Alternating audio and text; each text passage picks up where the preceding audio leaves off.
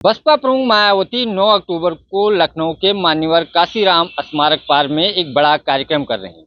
दरअसल काशीराम जो पार्टी के संस्थापक सदस्य थे, उनका परिनिर्वाण दिवस है और उसके उपलक्ष्य में मायावती ने ऐलान किया है कि पूरे प्रदेश ही नहीं, देश भर के कार्यकर्ता और बसपा के जो समर्थक हैं वो लखनऊ आएंगे।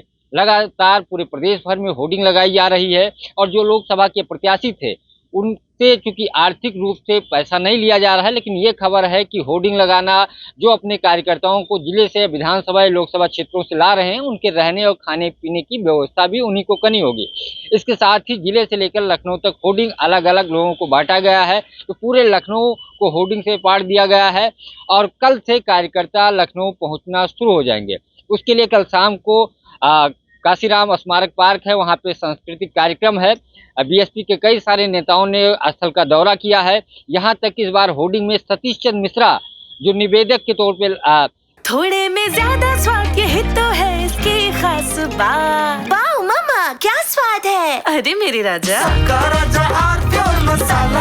कई सारी होर्डिंग लगी है, तो ये दर्शाता है कि सतीश चंद्र मिश्रा भी इस बार होर्डिंग लगवा रहे हैं। हमेशा वो तस्वीरों में मायावती के बाद सेकंड नंबर पे उनकी तस्वीर होती थी और अन्य नेता लगाते थे या बसपा यूनिट की तरफ से होर्डिंग लगती थी, लेकिन इस बार सतीश चंद्र मिश्रा की तरफ से भी होर्डिंग लग रही है। यानी बसपा ने सभी नेताओं को अपने एक तरीके से मैसेज दिया है कि तन मन धन से इस रैली को सफल बनाना है। बिहार चुनाव को यहीं से मैसेज देना है कि दलित बसपा के साथ है, क्योंकि आकाश आनंद की जब दोबारा पार्टी में भतीजे की वापसी हुई तो उसको बिहार की जिम्मेदारी दी गई है।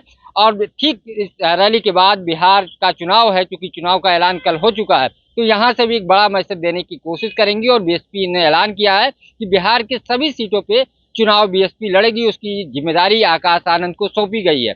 कल मंच पे आकाश आनंद भी नजर आ सकते हैं, जो निष्कासन के बाद पहली बार जब वापसी हुई तो मंच पे नजर आएंगे। उनके साथ ही उनके ससुर अशोक सिद्धार्थ की भी पार्टी में वापसी हुई है, वो भी कोऑर्डिनेटर, वो भी मंच पे हो सकते हैं। तो कल एक बड़ी रैली, करीब ये बताया जा रहा है 5 लाख लोग इस रैली में आएंगे जो कार्यक्रम है।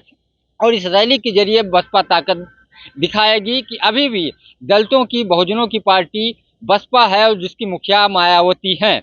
इस रैली के जरिए 2027 का भी रोड मैप मायावती तैयार करेंगी और कई सारे अलग अलग जो विधानसभा के प्रभारी हैं, जो टिकट प्रार्थी हैं, जो टिकट के दावेदार हैं, उनको भी मैसेज दिया गया है कि इसमें आप लोगों को बढ़ चढ़ करके होर्डिंग, बैनर, पोस्टर और अपने जिलों से, ट्रेन से, बसों से, अपने निजी वाहनों से लाना है, फिर उनको छोड़ना है, उनकी खाने पीने की व्यवस्था भी करनी है। यानी पार्टी की तरफ से उतनी व्यवस्था नहीं की जाएगी, लेकिन जिन जिलों से, जिन विधानसभा या लोकसभा क्षेत्रों से प्रभारी या जो उम्मीदवार रह चुके हैं वो लेके आएंगे, उन्हीं की जिम्मेदारी होगी। और रैली सफल बनाने के भी निर्देश दिए हैं।